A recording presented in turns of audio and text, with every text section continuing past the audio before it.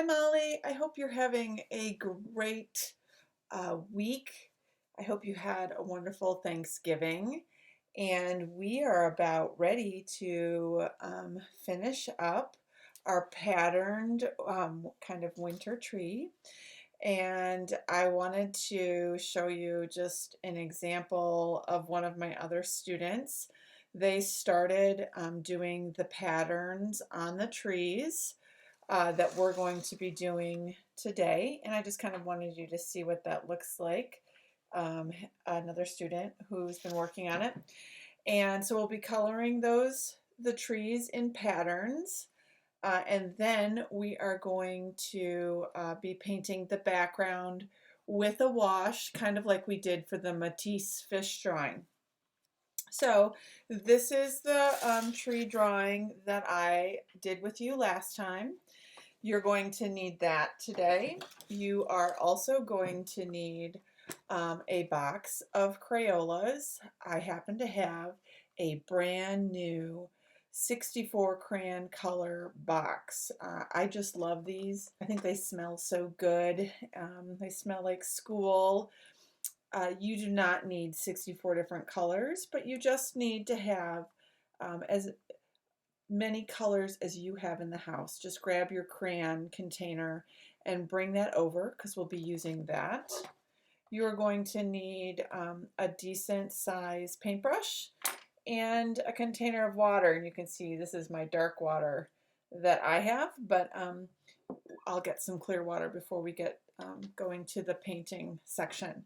So I just want to talk about how we're going to color in the trees. Then you'll take some time and pause the video and just have fun doing that. And then maybe later on the next day, you'll start this video again and do the wash. So as you can see in this other student artwork, they've chosen a color scheme. And what a color scheme is when you select a limited number of colors and you only use those. And what we've done here with the striped tree, you can see the bottom half is one color scheme. They did orange, purple, red, orange, purple, red. That was kind of the pattern. Most of it stayed in order. Some of it got a little messed up, but they kept that color scheme. They switched it up at the top and switched from the orange to a pink. So they kept the purple and the red, but then they added pink instead of the orange. And you can see that they got the branches for that tree. And that way we can see whose branches, who they belong to. And on this tree, they did an orange, yellow, and green, and they did it on their spots, and they varied those. And then on their zigzag, we have our blue, pink, gray. So, and again, sometimes they kept it in order. They were working on keeping that in order. So that's to give you just a sense of what we're going to start off with. For my first tree, I'm going to start with my stripes. I'm really liking the color scheme that I looked at, so I'm going to pull out. My recommendation to you is to maybe do 2 or 3 colors at most. And that way your trees will stand out and you'll be able to tell that they are different. So I'm going to use my rose and I'm going to use my magenta. I'm going to use just my regular orange. So I'm going to start at the bottom. Just like you did with your Matisse fish bowl drawing, which you did an amazing job at. I want you to make sure that you fill in your spaces really well, because when we do our wash over it, we don't want that to fill in into the area of the tree at all. So I really do want you to work on your pattern where you keep it in order. That the drawing that you saw that I showed you that was a student's, that was a young 5. And so they're not as good at their patterns as you are as a kindergartner. So I really want you to practice and do it in order. So I'm just going to keep going the same order. So I started with my dark pink or my magenta, And I'm just going to follow that all the way up, okay? So magenta, orange, oh, my bad, magenta, light pink, and then my orange. So it is tricky sometimes, and it's easy to mess it up. So obviously, if you mess it up, that's fine. You can just go back and correct it like I did, but I would like you to kind of keep it in order. So again, I'm doing my magenta, and I'm doing my light pink, and I'm just going to work on this up through this whole tree that you see here.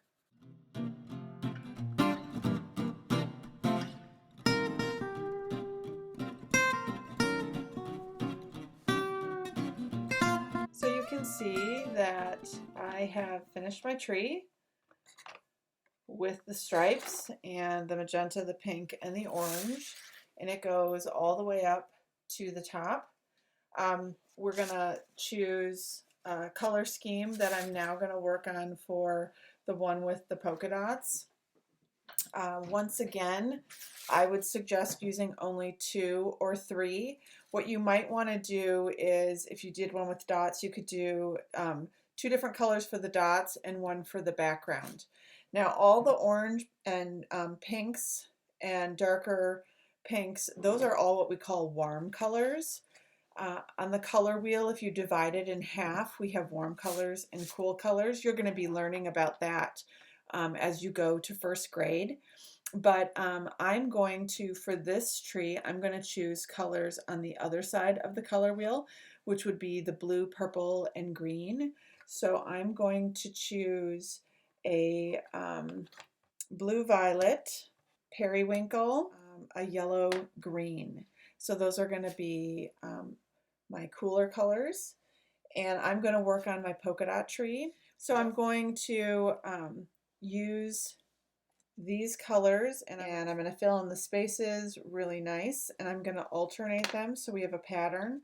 So I'm going to go from the light green to this light blue or this periwinkle, and I'm just going to go up the tree.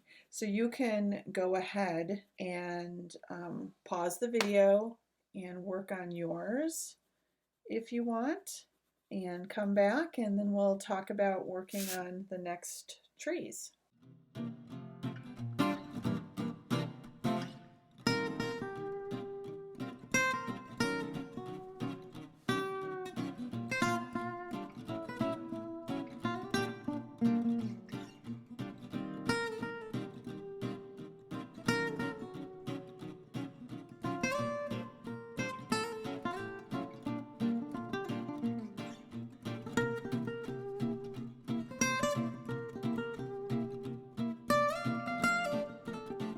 Switch sides and start putting the periwinkle and green on different sides, because I don't know if I like them one side of the tree being all one color.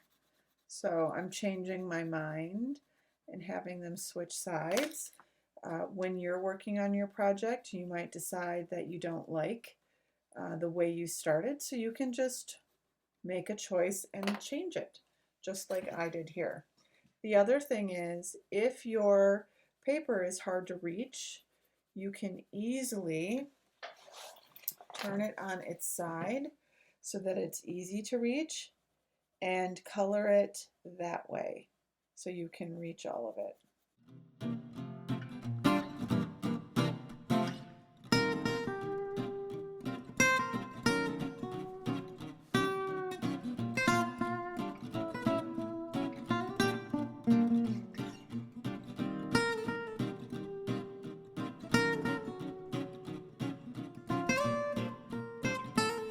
I'm going to make sure that I don't forget to do my branches. I'm going to color in the backgrounds of them first.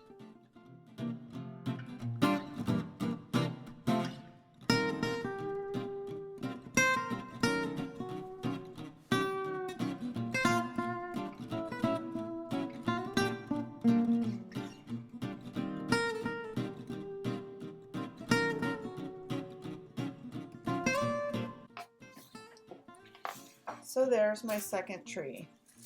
I've got more warm colors and more cool colors. If you need a break, you can go ahead and take one. Take a pause, come back to this tomorrow or another day this week. That is up to you. So I've got two different yellows. I have a goldenrod and a regular one, and another green, a forest green. So you can see I have swirls and dots. That means that I will alternate them. I think I'm going to make these two different yellows, and I'm going to make this green, and I'm not certain what I'll do the background next. So I'm going to go ahead and get started, Molly. So you can see I did two different colored yellows here, and I'll be doing this with a green, and I'll do some sort of, my guess is some sort of green background as well. So I have my light yellow and green tree finished, and I have one more tree left to do. I'm going to use a dark red, and it's going to be similar to my striped tree in that I'm going to keep it in that order of the red, and then I'm going to go I have an orange red, which it is a different color. If it doesn't end up being obvious enough, I might have to switch it up a little bit, but we'll see. Then I'm going to go to my yellow orange so you can see what that's going to look like. So Molly, whatever your color scheme for your last tree is, you could just do two colors too. You don't even have to do the three. You could choose those and then just go all the way up the tree. And like I said, keep them in order so you have your pattern that we can identify. Because I know you are sophisticated enough to be able to keep your pattern. And so again, I've got my dark red, I'm going to my lighter red, and then I'll do my yellow orange again. And then I will come back once I have my tree done. So you can go ahead and pause this if you need to, and finish up your last tree. So Molly, you can see my finished tree. The last thing that I want to do before we add our paint is to color in the ground. And because our trees are so colorful and they don't have any leaves on them, so that means they're winter trees, I'm going to do the ground brown. So I'm using my just regular brown crayon, and I'm going ahead and putting that in. And I know that you already know, Molly, that anything that we color with the wax crayon is going to resist our paint.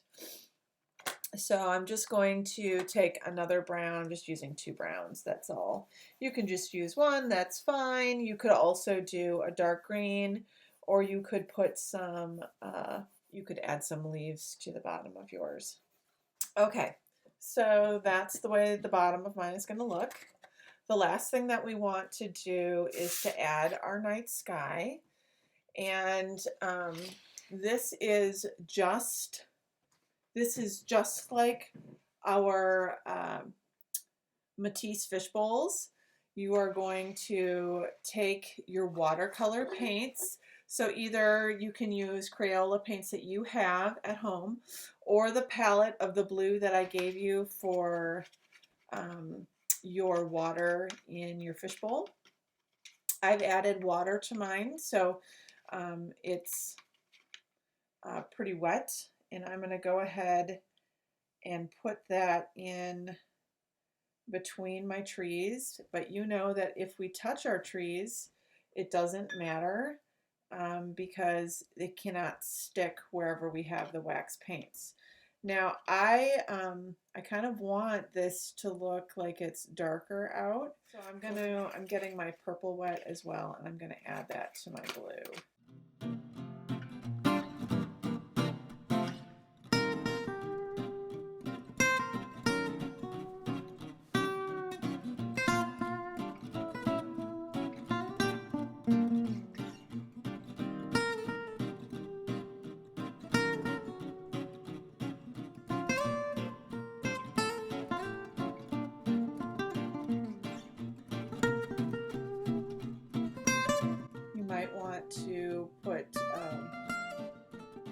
sheet of paper behind your paper. I didn't mention that. You can see I'm getting paint on my, up there, I'm getting it on my table.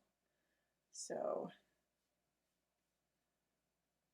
if you need to cover up your table, I'm especially going to try and get a little more purple by my tree that is blue so that it will stand out a little bit, although my tree's has kind of like a purple blue. We'll get this last side. This is just like the Matisse fishbowl, and that we're going to let it dry. And then we're going to come back in once it's dry, and we will add some white oil pastel snowflakes on top. Okay, so you can see my dried watercolor in the background in the sky, nice and dark.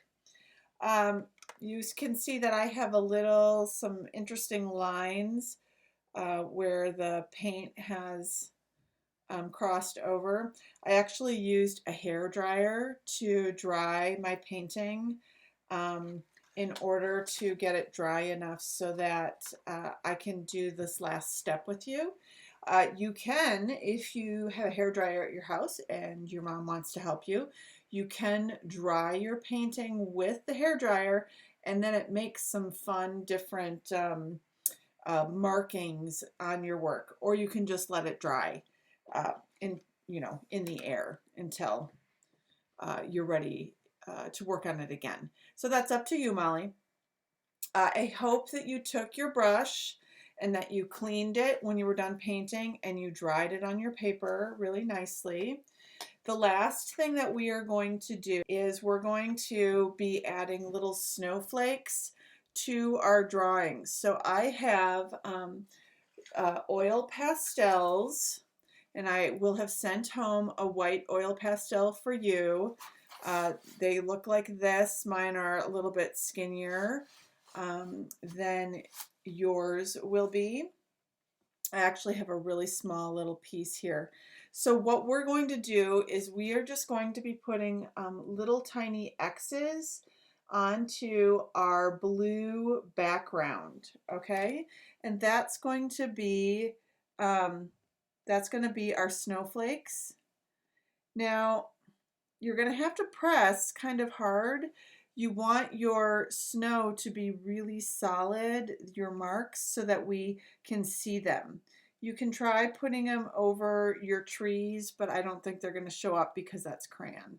And so that resist really works. Works with any other material you would try and do it with. So go ahead, put little marks in. What I like about doing little X's is they can look like it's snowing, or it can look like there are lights or stars in the background. This is just going to be a kind of an autumn night, and those are it's going to be snowing, but just in my painting, it's just going to be light flurries. And if you want to, you can do like one really big snowflake. Like I did a bigger X up here. Do ones that are a little bigger if you want, like it's up close. And I think I'll do one, I'll draw one so you can see what that might look like. So I can do a bigger X, nice and solid, if I wanted it to look like a bigger snowflake. And I would put a dot at the end of each one so you can kind of see. And then I'm going to put another X going the other direction.